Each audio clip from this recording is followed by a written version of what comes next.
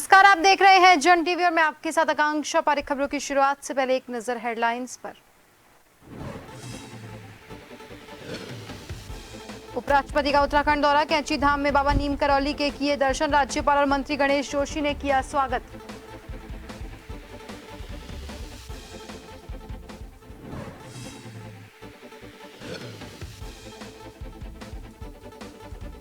लोकसभा के रण में आज थमेगा अंतिम प्रचार, सीएम धामी शिमला दौरे पर बीजेपी के पक्ष में करेंगे सभा, मीडिया से होंगे रूबरू।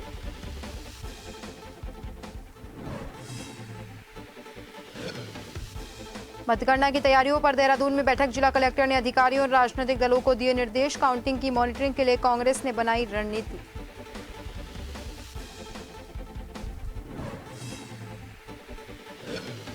देहरादून के बिल्डर साहनी आत्महत्या मामले में गुप्त बंधुओं की बड़ी मुश्किलें, कोर्ट ने खारिज की जमानत याचिका, पुलिस हिरासत में रहने के निर्देश।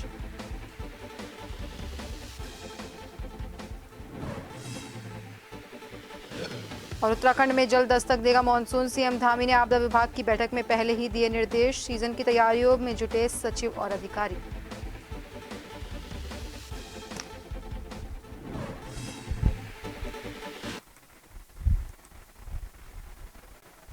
खबरें विस्तार से। उत्तराखंड में लोकसभा चुनाव की मतगणना के लिए चमोली जिला प्रशासन ने तैयारियां पूरी कर ली है। मतगणना का कार्य 4 जून को सुबह 8 बजे से शुरू होगा। जिला निर्वाचन अधिकारी हिमांशु खुराना की अध्यक्षता में गुरुवार को रायका गोपेश्वर में मतगणना के लिए नियुक्त सभी कार्मिकों को पहला प्रशिक्षण दिया गया। मतगणना कार्मिकों का दूसरा प्रशिक्षण 3 जून को होगा।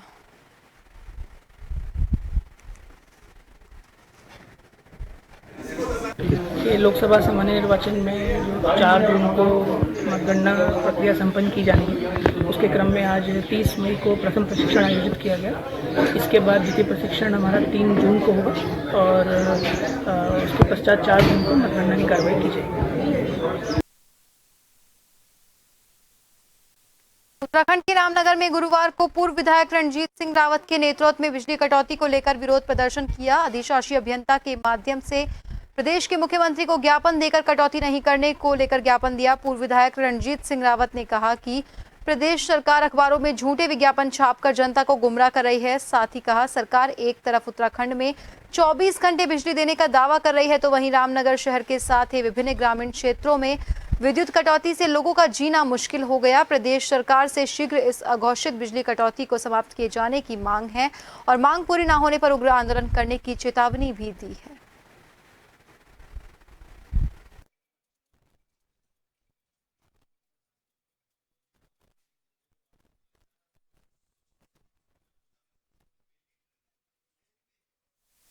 ग्रामीण क्षेत्रों में और शहरी क्षेत्र में भी, ग्रामीण क्षेत्रों में ज़्यादा की जा रही है अघोषित और असीमित शब्द का इस्तेमाल मैं कर रहा हूँ। विद्युत कटौती की जा रही है।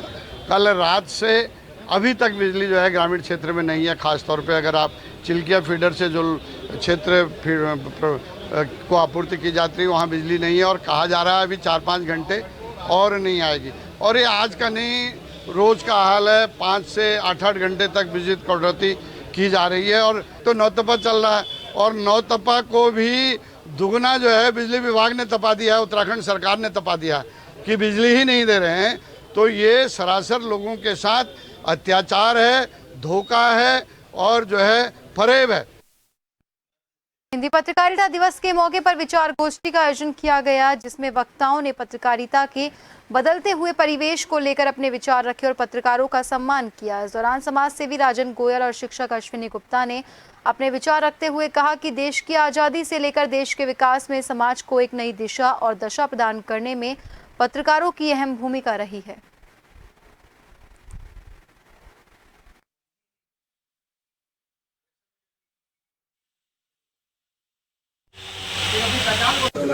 परिवेश और जिस स्तर बदल रहा है वो तो वास्तव में जो है थोड़ा सा चिंताजनक है और जो सही होना चाहिए। आज हमारे यहाँ इस गोष्ठी में बहुत सारे हमारे वक्ताओं ने सन 1826 से लेके और आज 198 वर्षों में पत्रकारिता के बारे में डिटेल बताई कैसे जंग आज़ादी में जो पत्रकारों ने अपना सहयोग किया, संतों ने और पत्रकारों ने कंधे से कंधे मिला के पत्रकारिता में जंग आज़ादी में इतना सहयोग दिया। तो आज कहीं ना कहीं पत्रकारिता में वो गिरावट तो आ रही है। सवाल पूछना और अच्छे सवाल पूछना और अच्छे जो है सत्ता के खिलाफ भी जो है सवाल पूछने की हिम्मत रखने वाले पत्रकार हैं, वास्तव में जो है आज की तारीख में कोरोना काल के बाद जो है पत्रकारिता में बहुत ज़्यादा चुनौतियाँ आई हैं और चूँकि आज हम देखते हैं कि जितने भी अखबार या प्रिंट है इलेक्ट्रॉनिक्स तो वो निजी हाथों में है और निजी हाथों में जब कोई चीज़ होती है तो वो मालिक की इच्छा पर निर्भर करता है, वो जिसको चाहेगा रखेगा। आज भी हम देखते हैं कि आज तमाम प्रकार की जो नौकरियाँ हैं उनमें एक प्रकार से वेतन वृद्धि में बहुत उछाल आया है। और आज हम एक ग्रामीण पत्रकार को देखते हैं तो बहुत सूक्ष्म मानदंडों में काम करता है, उसके बावजूद भी वो अपने परिवार का जीवन को पालन कितने मुश्किलों से करता है, ये बात कोई भी ध्यान नहीं देगा। हम एक पत्रकार से मिशन की बात तो करते हैं कि वो मिशन भी पत्रकारिता करे, परंतु वो अपने परिवार में कैसे भरण पोषण करे इस पर कोई चिंतन मनन नहीं करता। पत्रकारिता लोकतंत्र का चौथा स्तंभ होने के साथ साथ यह एक चुनौतीपूर्ण व्यवसाय है और पत्रकारिता एक मिशन के रूप में है और यह समाज सेवा, विशुद्ध समाज सेवा जिसको बोलते हैं। और वर्तमान दौर पत्रकारिता का जिस तरह का है तो सरकारों को पत्रकारिता के जो मूल उसमें क्रॉस लेवल पे जो काम कर रहा है यानी जो आधारभूत कार्य कर रहा है और पत्रकारों के संदर्भ में सरकार को विशेष ध्यान देना चाहिए। एक तो पत्रकार पुरुष करना चाहिए कि पत्रकारों को सरकार विशेष रियायत दे। रुड़की के मैदानी क्षेत्रों में लगातार बढ़ रही गर्मी से तापमान भी 42 से 43 डिग्री पहुंच गया है। इसको लेकर शहर के बाजारों में दिन में ही सन्नाटा पसरा हुआ है। वहीं कई लोग गर्मी से राहत के लिए गंगनहर के घाटों पर पहुंच रहे हैं। डॉक्टर्स का कहना है बढ़ती गर्मी से बचने के लिए कम से कम घरों से दोपहर के समय बाहर नहीं निकलें और यदि धूप से कोई दिक्कत होती है तो डॉक्टर का चेकअप के बिना कोई भी दवाई ना ले। साथ ही उन्होंने बताया कि हीट स्ट्रोक का अभी तक कोई मामला सामने नहीं आया, लेकिन लू के मरीज पहुंच रहे हैं।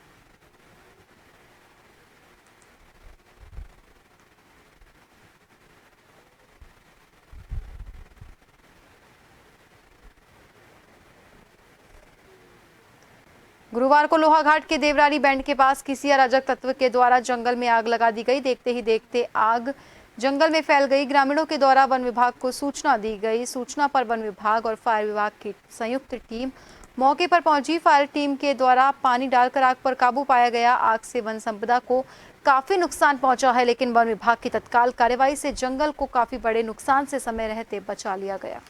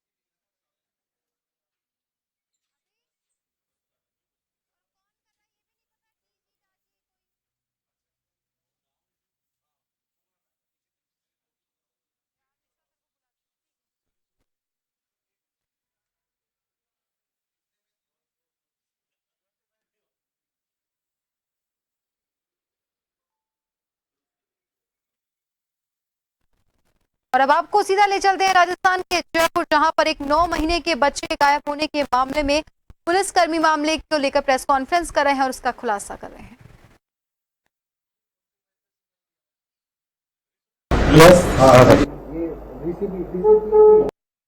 जैसा कि आप सब लोग जानते हो कि 27 तारीख को लगभग शाम को 4:30 बजे शोक रोड पे जो बेलाकासा होटल है उसके पास एक अंडर कंस्ट्रक्शन फ्लाईओवर है, उसके नीचे से एक 9 महीने के बच्चा जिसका नाम की अशोक है, उसका 2 लोगों द्वारा, एक जिसमें एक पुरुष था और एक महिला थी, अज्ञात इन दोनों के द्वारा उसका अपहरण किया गया था। जब ये घटना हुई हम सब लोगों ने बहुत गंभीरता से लेते हुए पूरे जयपुर शहर में इसकी नाकाबंदी की गई।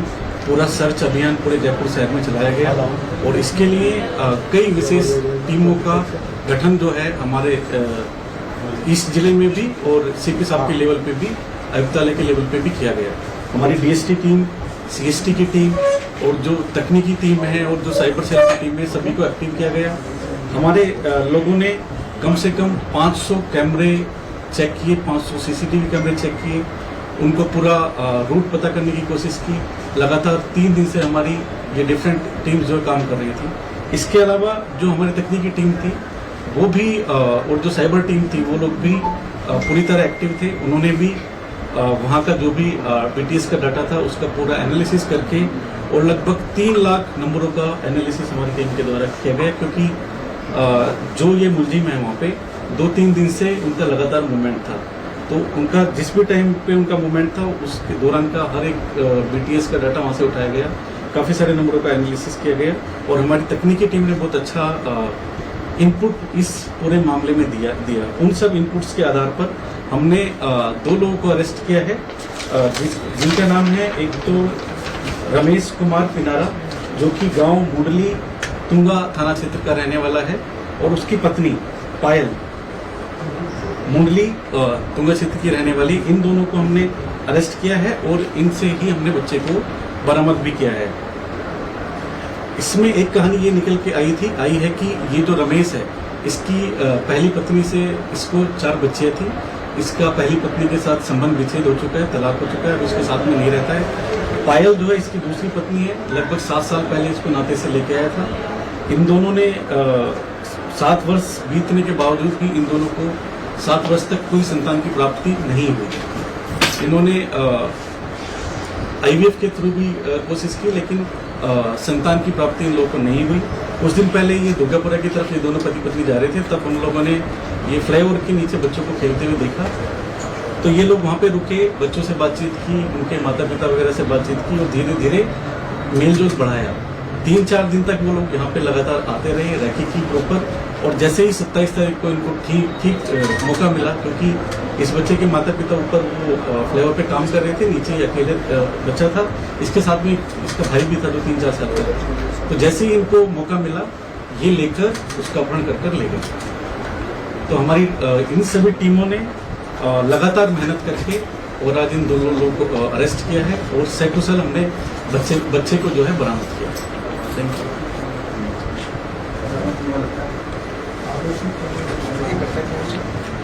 ये जो रमेश है, जो एक मुलजिम जो है रमेश है, ये प्राइवेट आरा मशीन पर काम करता है, मजदूरी करता है आरा मशीन। उन्होंने यहाँ से पहले भी कई प्रयास किए थे?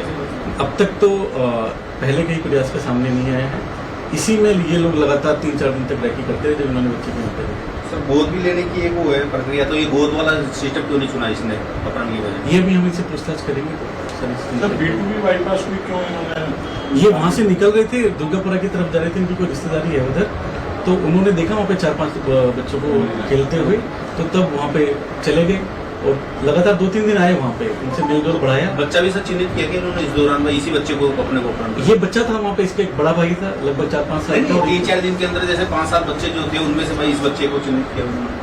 नहीं, ऐसा तो कुछ नहीं है कि इसी को चिन्हित किया, लेकिन ये था, इसका भाई था और भी कुछ बच्चे थे, तो इसको इनको लेके जाने का मौका मिला।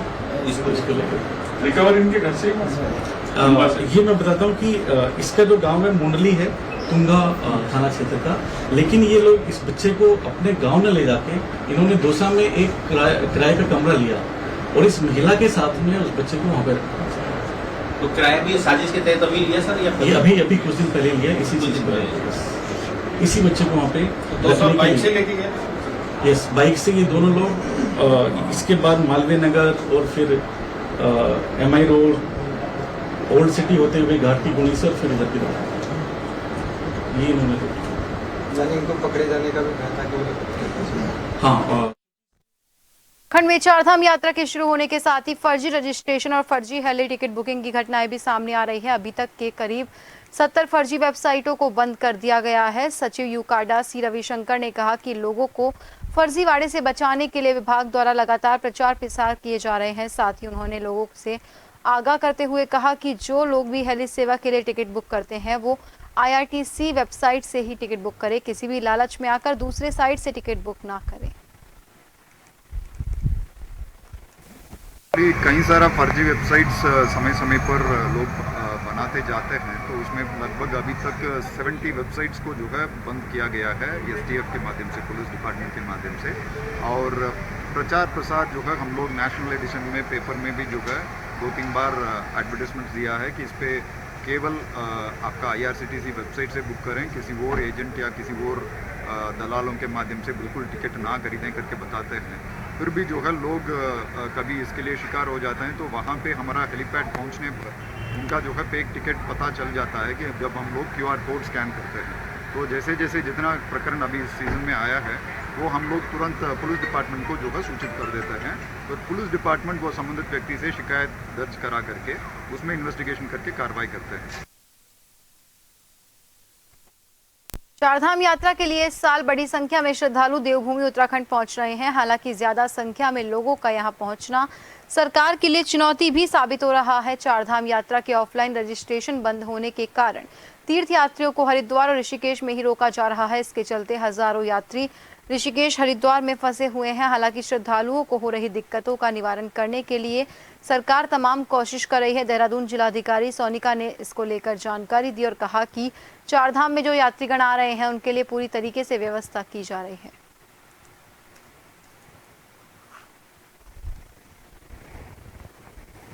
अभी चारधाम में जो हमारी यात्रा आ रही है, जो ट्रांजिट कैंप है, वहाँ पे जो यात्रीगण आ रहे हैं उनके लिए हमारे वहाँ पे व्यवस्थाएं पूरी हैं और अब हमारे यहाँ बहुत ज़्यादा बैकलॉग भी नहीं है और डेली बेसिस पे सभी जो यात्रीगण आ रहे हैं वो आगे यात्रा के लिए प्रस्थान भी कर रहे हैं। प्रदेश की राजधानी देहरादून में बढ़ती गर्मी आमजन के लिए परेशानी का सबब बनी हुई है। जहां एक तरफ गर्मी से बचने के लिए लोग अपने घरों से बाहर न निकलने के लिए मजबूर है, तो वहीं इस तपिश के बीच आवाजाही करने की वजह से कई लोग लू और हीटवेव की वजह से सड़कों पर बेहोश होते नजर आ रहे हैं। देहरादून के मुख्य जिला अस्पताल दून अस्पताल के मुख्य चिकित्सा अधीक्षक ने गर्मी से बचाव के लिए कई चीजों पर ध्यान देने की बात कही है। साथ ही गर्मी से होने वाली बीमारियों से बचाव के उपाय भी साझा किए। हाँ देखिए, जिस तरह से गर्मी बढ़ रही है तो इस तरह में अब पेट खराब होने के और दूसरा बुखार के मरीज काफ़ी मात्रा में आ रहे हैं। तो इसमें हम लोग का पूरी जो डॉक्टर्स हैं उनकी टीचिंग ट्रेनिंग सब इस चीज़ के लिए की जाती है कि अगर जैसे बढ़ जाए नंबर तो किस तरह डील करना है। तो जैसे कि आपने देखा हुआ कि थोड़े से नंबर, बहुत ज़्यादा तो मैं नहीं बोलूँगा, लेकिन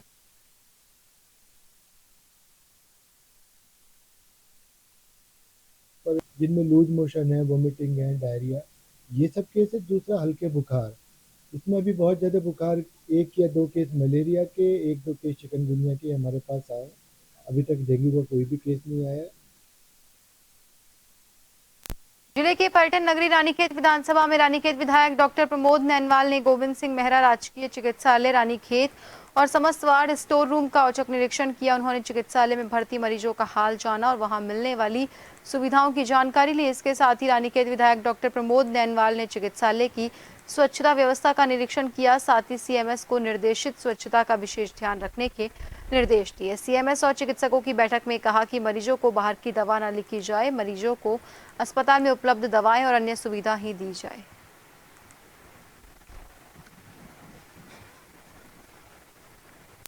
उत्तरकाशी के यमुनोत्री राष्ट्रीय राजमार्ग पर हनुमान चट्टी के पास एक कार हादसे का शिकार हो गई। कार में 4 लोग सवार थे। सड़क हादसे में वाहन चालक की मौके पर ही मौत हो गई और 3 लोग घायल हो गए। सूचना मिलते ही पुलिस टीम मौके पर पहुंची। यहां से घायलों को बड़कोस्ट स्वास्थ्य केंद्र लाया गया। देहरादून की कालसी थाना पुलिस ने 13 मई को हुई बुजुर्ग की हत्या के मामले में एक आरोपी को गिरफ्तार किया है। मृतक के बेटे ने कालसी थाना पुलिस को तहरीर देकर हत्यारों के खिलाफ मुकदमा दर्ज करवाया था। उधर घटना की गंभीरता को देखते हुए 29 मई को कालसी थाना पुलिस ने घटना के संबंध में विवेचनात्मक कार्रवाई और साक्ष्य के आधार पर नामजद 71 वर्षीय हरिया को लखवाड़ कॉलोनी डाकपत्थर से गिरफ्तार किया। आरोपी के निशानदेही पर घटना में इस्तेमाल एक डंडा हरिया के घर से बरामद किया गया।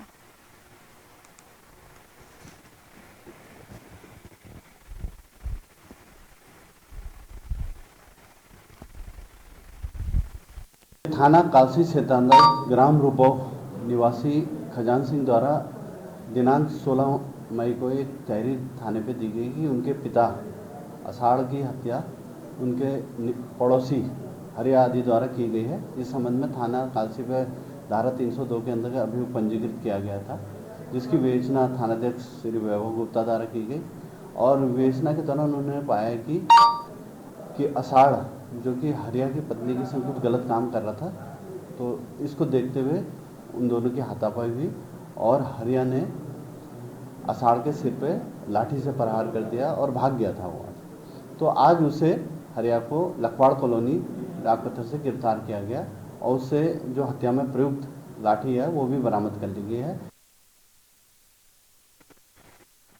बक्सर नगर में अंग्रेजी शराब के ठेके के पास एक अज्ञात व्यक्ति का शव पड़ा मिला, जिसके बाद से राहगीरों में हड़कंप मचा हुआ है। राहगीरों ने घटना की सूचना पुलिस को दी। सूचना पर पुलिस की टीम मौके पर पहुंची। पुलिस ने मौके पर पहुंचकर मृतक व्यक्ति के शव को कब्जे में लेकर पोस्टमार्टम के लिए अस्पताल भेज दिया। वहीं मृतक के पास मिले आधार कार्ड से व्यक्ति की पहचान राजेश पुत्र राधेश्याम निवासी बदायूं उत्तर प्रदेश के रूप में हुई। पुलिस द्वारा दी गई जानकारी के मुताबिक मृतक व्यक्ति प्रथम दृष्टया भीख मांगकर बड़ी खबर की ओर चंपावत के बाराकोट ब्लॉक के पड़ासो सेरा गांव में सड़क का पानी इकट्ठा होकर गांव और खेतों में घुस रहा है, जिसकी वजह से उपजाऊ खेतों को बहुत नुकसान पहुंच रहा है। इसके अलावा गांव के कई घरों को भी नुकसान पहुंचा। क्षेत्र के अधिकारियों और ग्रामीणों ने बताया कि सड़क पर इकट्ठा हो रहे पानी ने बरसाती नाले का रूप लिया है, जिसके चलते गांव को खतरा पैदा हो गया। ग्रामीणों ने प्रशासन से जल्द नाला निर्माण की मांग की है।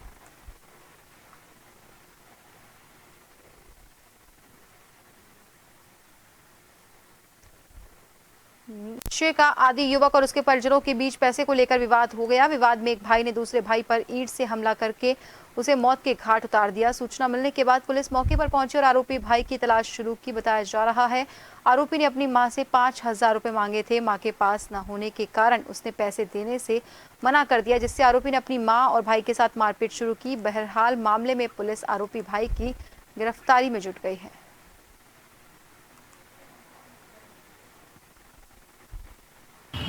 ये था, ये हमारा छोटा वाला भाई जो श्याम, ये रात सुबह 3:30 बजे मेरे पास आया। बोला कि भैया ऐसे ऐसे बातें देखना रात को क्या हो गया। मैं साहब घर पे आके मैंने उसको देखा तो उसकी मृत्यु हो चुकी थी। उसके बाद मैंने डॉक्टर को बुला के दिखाया तो डॉक्टर ने बोला मेरे से भैया इसको सीधा आप सरकारी हॉस्पिटल ले जाओ। बस किस बात को लेकर विवाद हुआ था? ये आपस में लड़ने लगे, जो भी था पैसों के चक्कर में हुआ, क्या हुआ क्या नहीं। खबरों की ओर रुड़की के नसीरपुर गांव के गंग नहर में युवक ने छलांग लगा दी। जानकारी के मुताबिक पत्नी से विवाद हुआ था। छलांग लगाने वाले युवक का नाम हिमांशु शर्मा है। हिमांशु ने मोटरसाइकिल को पहले पुल पर खड़ा किया और नहर में छलांग लगा दी। देहरादून के बिल्डर बाबा सहानी उर्फ सत्येंद्र आत्महत्या मामले में पुलिस लगातार पूछताछ में जुटी हुई है। सत्येंद्र सहानी की मौत के मामले में अजय गुप्ता और अनिल गुप्ता को 14 दिन की न्याय हिरासत में जेल भेजा गया है, जिनसे पूछताछ जारी है। वहीं कोर्ट ने गुप्ता बंधुओं के बेल एप्लीकेशन को भी नामंजूर करते हुए फिलहाल पुलिस कस्टडी में रहने के निर्देश दिए। इसके साथ ही पुलिस ने दोनों गुप्ता बंधुओं पर लगाई गई धाराओं को भी बढ़ा दिया है। जहां पहले 306 में मुकदमा दर्ज करते हुए दोनों को गिरफ्तार किया गया था, पुलिस ने घटना की जांच करने के बाद अब अतिरिक्त धारा 385 और 420 बढ़ा दी है।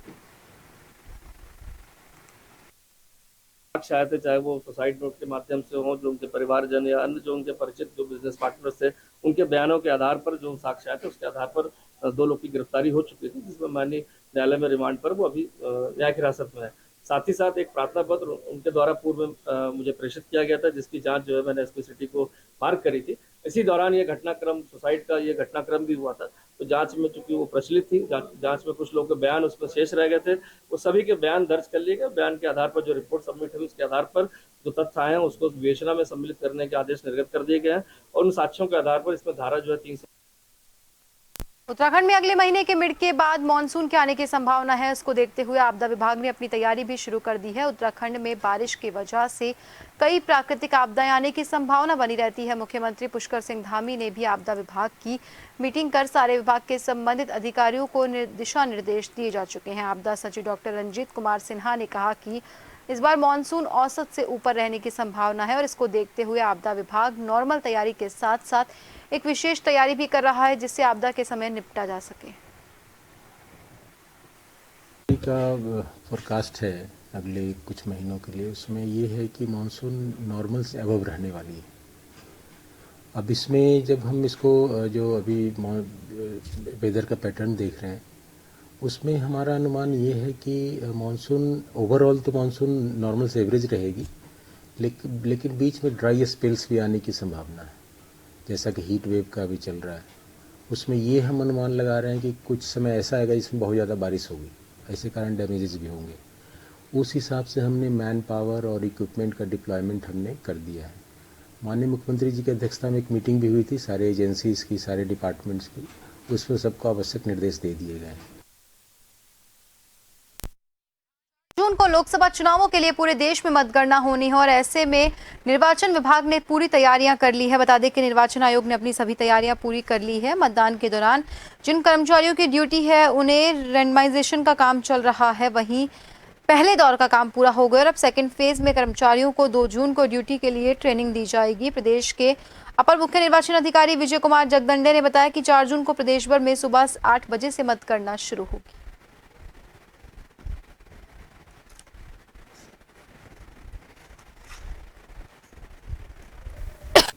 सभी जनपदों ने अपने जो मतगणना कार्मिक होते हैं इनका डेटाबेस तैयार कर लिया है। मतगणना कार्मिकों का जो रैंडमेशन का प्रक्रिया होता है, पहला प्रक्रिया पूर्ण किया जा चुका है। सेकंड रैंडमेशन जो होता है वो 2 तारीख को ऑब्जर्वर साहब की उपस्थिति में संपन्न किया जाएगा। उसके लिए सभी निर्देश सभी जो हमारे आरओज हैं उनको हमने दे दिया गया है। इसके अलावा सभी काउंटिंग सेंटर्स पर त्रिस्तरीय सुरक्षा व्यवस्था हम तैयार कर रहे हैं। उसके जो आयोग के निर्देश होते हैं उनके अनुपालन में सबसे अंदरूनी घेरा जो होता है सीएपीएफ के कंट्रोल में रहेगा। मिडिल कॉर्डन जो होती है, द्वितीय टियर जो होगा वो पीएससी के कंट्रोल में रहेगा और सबसे बाहरी जो टियर होगा सुरक्षा घेरा वो जनपद की पुलिस के अधीन सुरक्षा के लिए रहेगा। और फिलहाल के लिए बुलेटिन में इतना ही। बने रहिए जन टीवी के साथ। नमस्कार।